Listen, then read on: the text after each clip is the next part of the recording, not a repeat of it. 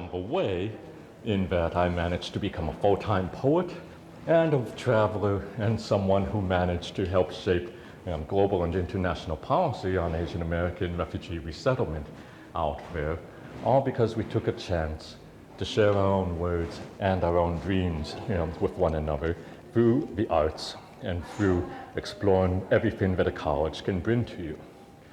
So we're going to share a couple of poems there that kind of reflect that journey. Oftentimes we get told that the words from our heritage can be a bit of a liability, that you should just use the English version of the words and people will understand you. But I found that that doesn't necessarily have to be so. So this is the poem, Pasafalan. En route to our cafe rendezvous on University Avenue, debating sushi, pho, or nachos, everything bagels or decadent croissants, famished literary ninjas crammed in a car, or were we Roman gung-ho samurai, pondering our ink-filled avatars, a verbose madame from Phnom Penh who loves to sing Domo arigato, Mr. Roboto, and every stanza of Bohemian Rhapsody at karaoke says to me, sub-ID will never be anything but a foreign word. Aloha, America, a via sin.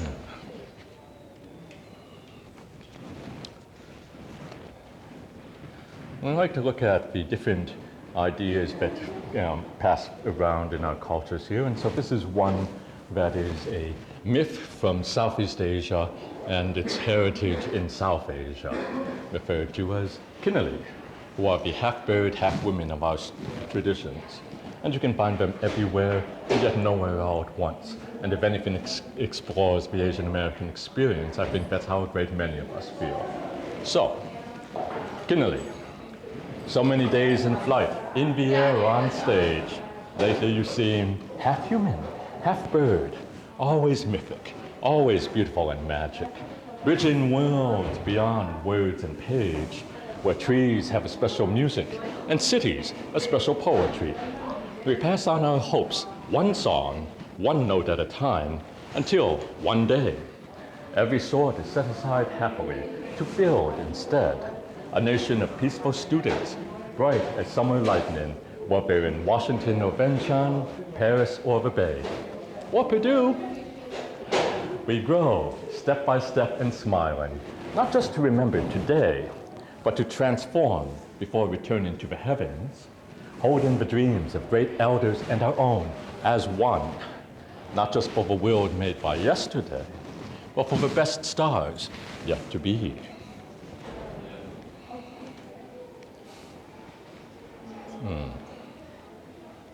So, years ago we ran into a problem that someone brought over a fish from Asia which had a very bad habit of eating anything in the pond that it was with. And it was referred to by any number of names in America shortly afterwards. In Asia, we tend to refer to it as the snakehead fish. In America, they made a lot of movies about it called the Frankenfish. And you can actually look it up in the Sci-Fi Channel and Netflix if you really like. But here we have a poem, Snakehead. When the water is wrong, you just pick up your fins, suck in the last breath of the old times, and walk all the way to a new pond, so clean you can smell it. When everything is all right, you gobble your neighbors up, one at a time, like a fresher in frenzy, with a gorged, wide-mouthed grin, limping up until you're as big as a line of $5 bills. When we get around to it, your passports will be revoked. Pisces non grata, LaoAmerica. We'll have to go back to Asia to eat you years from now. On the news, they say, you're a tasty reincarnated sinner. And I wonder how karma works out like that, making a funny fish face for my visiting niece over a bowl of sour soup. And since we were just talking about it at the center, here's the poem about the Zambuddha. Zambuddha, utters Om, not brains, is not attached to the body, is not attached to the mind. Decay is one aspect of a cycle of birth, life, death, rebirth, redeath. Comes back for you, perhaps right behind you. Keep going, he says in his own way. Observes a walk-in meditation, does not hurry or drive cars or trucks or tanks or gunships or warplanes. Will not touch money or liquor, is beyond the vices of lust and greed. Focused, not one possession of a past matters. Old names are useless. Accepts every moment with equanimity, no fear, no pain, no anger, no jealousy. Burn him, cut him, shoot him, flee him, free him. It is the same. The old riddle still applies. Meeting the Buddha on the road, you can say nothing to him. You cannot remain silent. What do? You will destroy him to be comfortable. Some will follow his path, become one with him, laughing at the dancing bones of Zen, the lessons of an uncertain universe. And so that is from a collection that is looking at the question of our imagination, our traditional myths and monsters here. But I'm going to use a couple of newer pieces that will be out there. And so you, once again, get to be the guinea pigs here. Yay, Purdue! This is the poem based off of the note that a certain sci-fi franchise was in fact a Vietnam War metaphor. So bearing that in mind, I give you Sympathy for the Xenomorph, a series of haikus. 1. To survive, adapt, but you will not recognize your children half human. 2. Like eggs, long waiting, first come the miners, traders who hate us inside. 3. They trample our home. Everyone wants to leave. Mothers watch us burn. 4. Just dumb animals.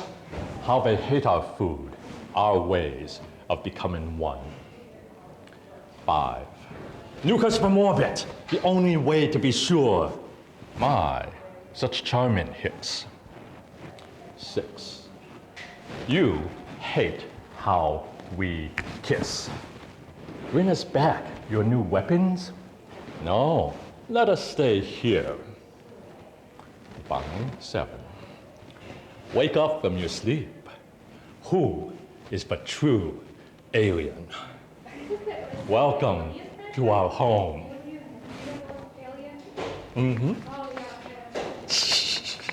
Got it. You said egg, and all I could go with a scene with like a Well, done. Yeah, no, years ago I had that article that's kind of like, the Marines in that film were supposed to be just like the American soldiers in Vietnam. And it's like, wow, that was really thinly veiled. And so, I was surprised when we suddenly had the new television shows appearing, on the networks this year. But yeah, Spider-Man invention, based on a true story. Among the ancient temples of Moon City, you might see a certain web slinger in a neighborhood friendly as can be, far from his home and Manhattan villainy. It makes a certain sense after our secret war, not the one against the Beyonder. We were unlikely to spy Captain America or his brainwashed buddy, Winter Soldier. Meanwhile, in a Vat Lao, meditating in a Vat Lao might aid irate Ajahn Banner.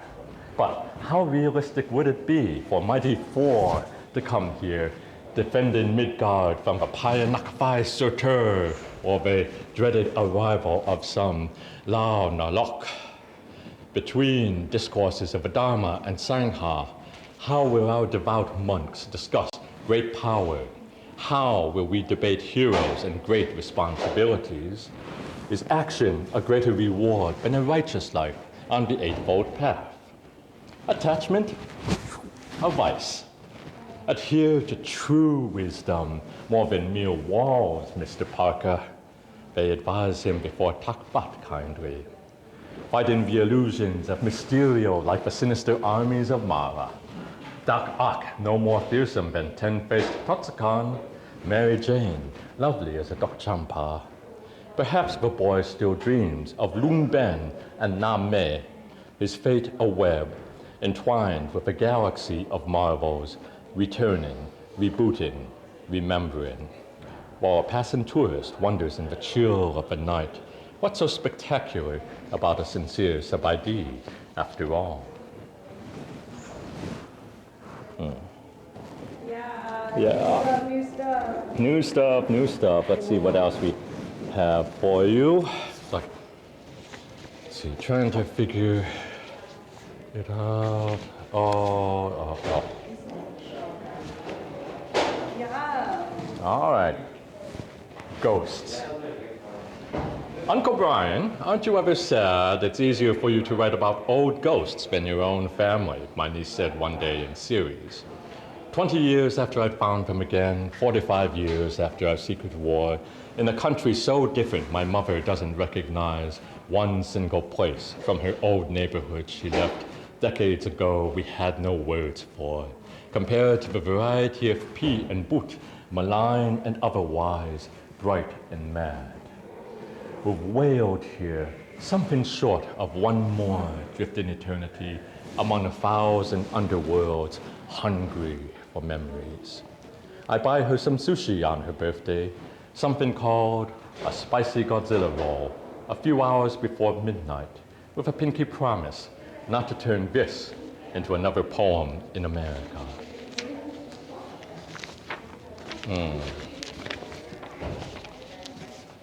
Oh.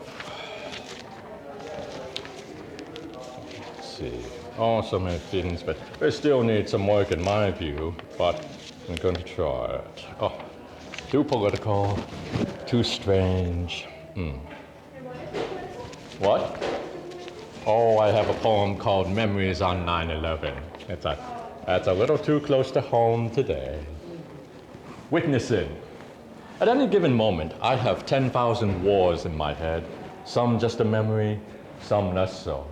Some coming soon, some meant just for me. Some will be forever secret.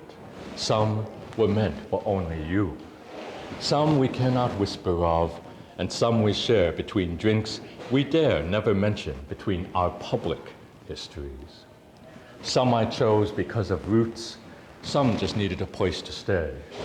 Some were for a righteous cause, some were fool's crusades. Some required a legion of strangers, others just a homegrown child. Beneath these vast stars of flame, I have but a few moments left for all of this. At most, one mere century more. Tomorrow might be very different, assuming we don't come back again if we learn our lessons. Some hard as foreign tombstones and April ash. Some less so. As for you, a pen in perspective. A pen is always filled with enough ink to change a galaxy until the very last drop in the hands of a poet like you, perhaps, no matter how many questions you lose every day.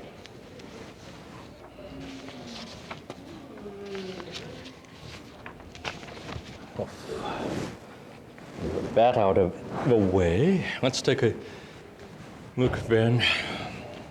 But it's always very hard to figure out in a democracy, then how you start introducing the community to the Lao experience and to the Southeast Asian experience. So I'll show you a couple that I usually used to do. This one was called Ironies. After 30 years of poetry, I learned at least 100 words in no less than 2 tongues. unique to our journey as refugees, to fill vacuums and bloody gaps of our disputed histories. Recovering families, dismantling enemies, identifying the official tools of allies bombing us for our own good, their policies of destruction and resettlement, how to win hearts and minds in diaspora, from DC to Modesto, Anchorage to the Twin Cities, and now Purdue, walking into 1,000 classrooms, strangers to the beauty of Vientiane, Savanaket, a heartfelt Sabadi, gathering ink storm clouds to change worlds.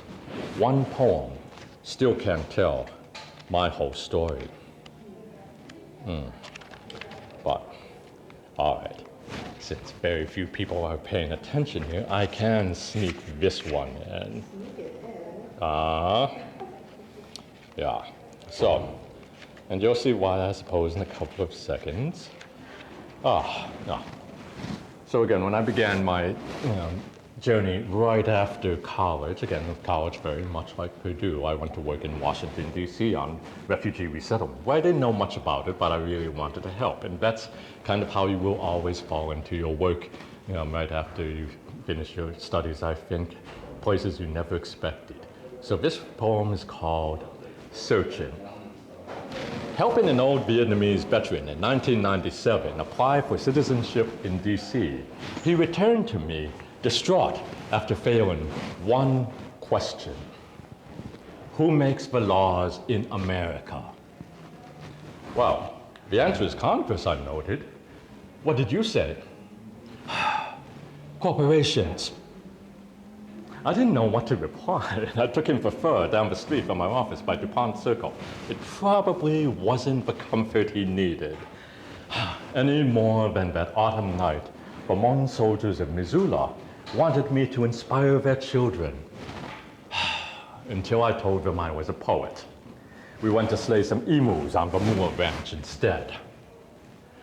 A Khmer poet I know, trained to be a UN diplomat, survived the killing fields, became a bit of a Casanova. Had a lovely book of poetry printed in Minnesota.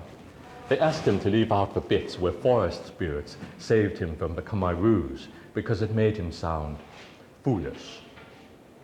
A few two-faced Januaries ago, the Trump campaign came calling at the Lao Assistance Center, seeking souls who'd vote for him. We were certain their team misread the instructions to recruit Latino voters as they stood confusedly in a room full of Laotians. But it wasn't long past that the Apple Store suggested we might as well be looking for Martians than any app that knew where Vientiane was. Still, I have no regrets for asking.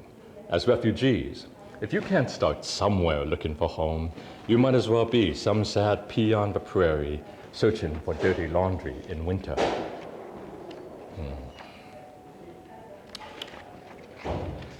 wasn't something at all. Sticky Rice Blues. How can you know what Laos is? How can you know what Laos is? Or where it is? Yeah. It's like it's over in Southeast Asia. It's like How do you know? I feel like Yeah, I know. It's like, trust me, it's like, I will post up a picture later that we have from the iPhone store where, they just, we looked it up, like, for an app involving Laotian, and it's like, did you mean Martian? Yeah, and it's like, it's fixed now, but it's like back then, it was quite a surprise. Sticky Rice Blues. I've seen it 1,000 times in a dozen years, read the rules, watched the videos, talked it over until someone's turned a different color. You never feel less Asian than the days you burn the rice. But it's possible, even with a brand new bamboo steamer, a fistful of cow-meal, some heat and water. Some days it's easier to be a cat in a temple, a morning fog, a frog splashing into a pond, a hungry ghost on a holiday, waiting for bells from hell to ring. All right. All right, let's see what we can give for you. All right, because we've been talking about mythology all day long here. This is about the Payanak goes to the west, or the Dragon King. I have known eons among celestials, but where you have known a second. I have stretched from the reigns of Draco to the banks of the dreaming Mekong. I was there when the sun of the Shakya flamed into bright Tagata, breaking the cycles of samsara. I watched my wisest daughter journey to your young lands of grapes and olives. You took her beautiful head and claimed her monster, filling your proud bowels with wine and honey. In the primeval eries of sacred Himapon, feathered Kennedy devote their lives to song and dance, celebrating the beauty of the timeless and the finite. What might soar and what might wonder, what might love and what might remember. On your modest sea, you plug your ignorant ears, proclaiming them foul screechers reeking of carrion. Arriving on your shores to address these matters, you scream in terror, summoning saints and swords, dismissing me, some rankless worm of fetid breath. Back home, the king of Aquilian rolls his sagacious eyes as you dream of your pale virgins and bestial unicorns. I would teach you of eternity and the laughter of karma, but you would likely just mistake it for some horrid inferno.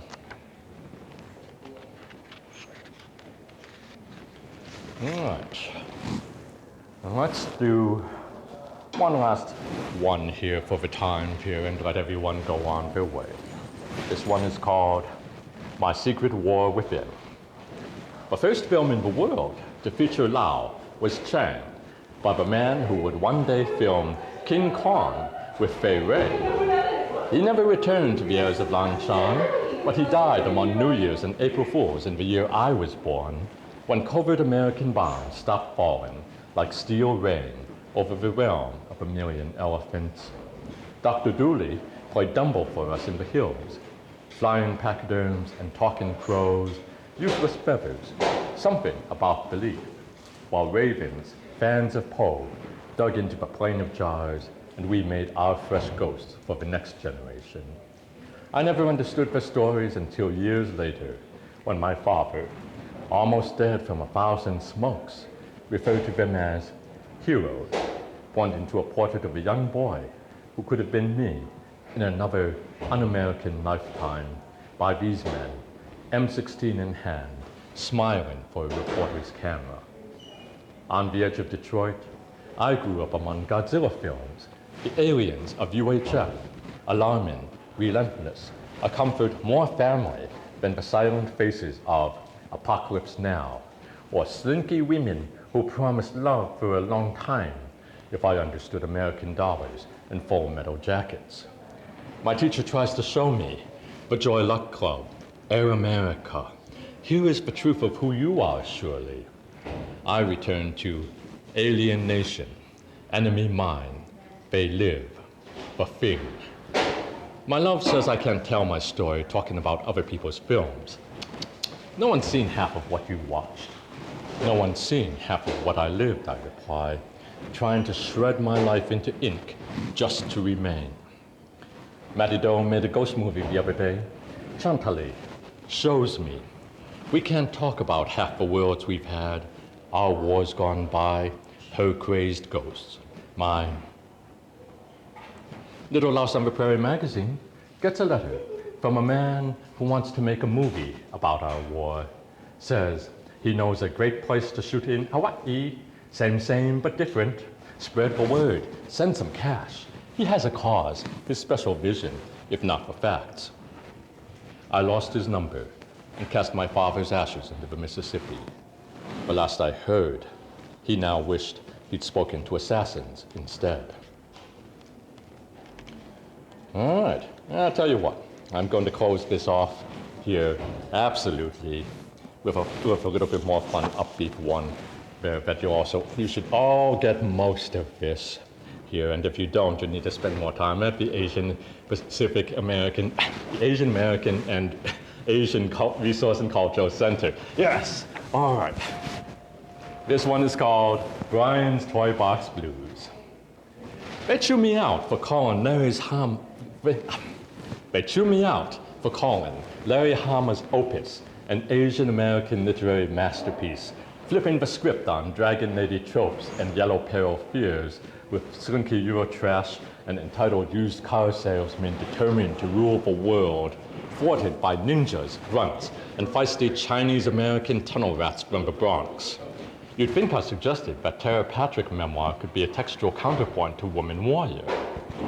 What's a childhood after the secret war? Among boat people and escapees from the killing fields, you didn't see yourself reflected in meaningful stories. C'est la vie, so it goes. That's just the way that it is. Put us in a toy aisle, and you'll spy a bunch of kids full of wonder, trying to find a mirror in a Thundercat beneath a mask, straining to relate to bespectacled Clark Kent. There wasn't a Barbie with black hair anyone wanted. Looking at the muscle-bound masters of the universe, anything that marginally resembled you was a caricature one punch away from blatantly racist. Space samurai stare back. We were as puzzled as white children what they stood for. Would I have become a poet if I'd had G.I. Jun? No one wants to hear about Optimus Prime, or the elaborate backstories of My Little Pinoy, or epic adventures of Kula Vilasa, also known as Catharsis. The other day, the comics rebooted to boost slumping sales, revisiting the notorious Cobra Commander's secret roots to a ruthless orphan of drug wars in the Mekong.